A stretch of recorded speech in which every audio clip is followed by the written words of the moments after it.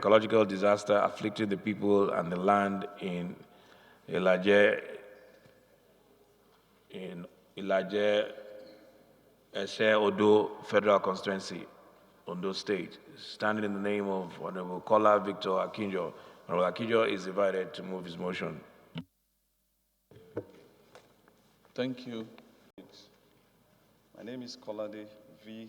Akinjo, and I represent the very conscious people. I'm an Ilaje man from Ondo State, Mr. Speaker. This motion, of course, before I move the motion, my name is Kolade, and I will want that to be reflected in this motion, not Kola. The motion is called on the federal government to intervene in the ecological disaster affecting the people and the land in Ilaje Seldo Federal Constituency of Ondo State. The House do note the recent devastating ocean shore surge, which destroyed properties worth millions of naira and rendered hundreds of residents homeless in Awoye, in Molute, in Meshe, Ayetoro, Abereke, Bagira, and Orioke Wamimo communities in Lajesel, the Federal Constituency of Ondo State. Also note that the constant and unmitigated surge that has led to the displacement of inhabitants of those communities, thereby affecting their traditional livelihood, which ultimately has caused them untold hardship with adverse implications on the educations of their children and by extension the aged population whose lives are in peril. Disturbed that many times when the waves of the ocean surge come with devastating silting of the waterways with mud directly changing the navigation pattern of the people on the waterways by constantly stirring the tides to be able to move from place to place. Also disturbed that the constant siltation of this geographical belt, this was due to seal ingression and excression, has cumulatively made many of the freshwater routes impassable for the people, thereby making life and economic activities acutely difficult for the riverine communities.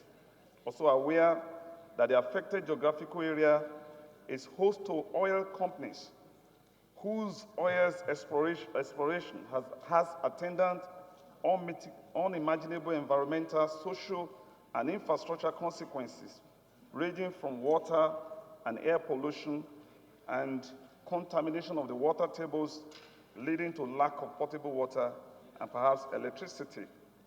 Appreciates the intervention of the Ministry of Niger Delta Affairs, the Niger Delta Development Commission, that's NDDC, and the Ondo State government, which in the overall is meager compared to the volume of immediate and remote unattended challenges still confronting the people occupying the coastline of Ondo State, which of course is the largest coastline in Nigeria. Concerned that if urgent and adequate steps are not taken to reverse the disturbing environmental problems by providing basic infrastructure such as shoreline protection to the already threatened communities and dredging of canals and freshwater ways in the area, the incessant ocean surge may, apart from its existential proclivities, further lead to more loss of lives and property with devastating social consequences. Any seconder?